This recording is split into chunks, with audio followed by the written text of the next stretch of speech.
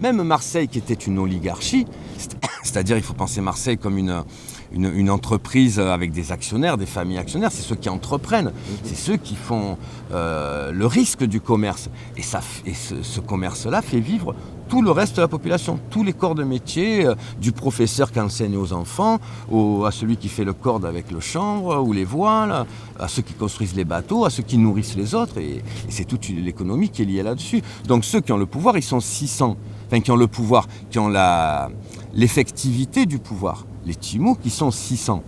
Mais alors c'est une oligarchie, c'est-à-dire c'est ces 600-là qui gouvernent, mais ils sont sous les yeux de la foule en permanence quand ils prennent des décisions. L'assemblée des 600, elle a lieu aux yeux de tous. Donc la foule, si elle n'est pas contente, si elle n'est pas d'accord massivement avec une décision, elle va l'exprimer. Et l'assemblée, même si elle est oligarchique, elle ne pourra pas ne pas en tenir compte.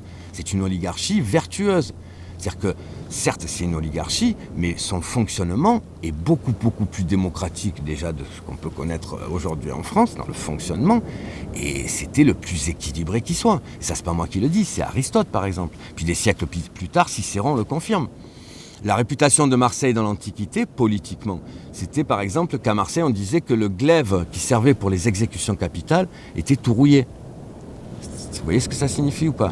C'est-à-dire que c'était tellement, l'organisation politique était tellement équilibrée, égalitaire, malgré les différences de revenus mais voilà, visiblement, ce vivre ensemble-là a été pérenne pendant 1000 ans. Et c'est que la fin de l'Antiquité et l'avènement de l'Empire romain qui fait que... Parce que ce monde-là, c'est un monde qui connaît le sport, qui connaît le théâtre, la tragédie, qui connaît la science, la philosophie, qui connaît les mathématiques, qui connaît le vin, qui connaît l'érotisme, mais comme la poésie ultime du corps et de la vie, quoi. Enfin, c'est un monde de plaisir, mais de plaisir vertueux.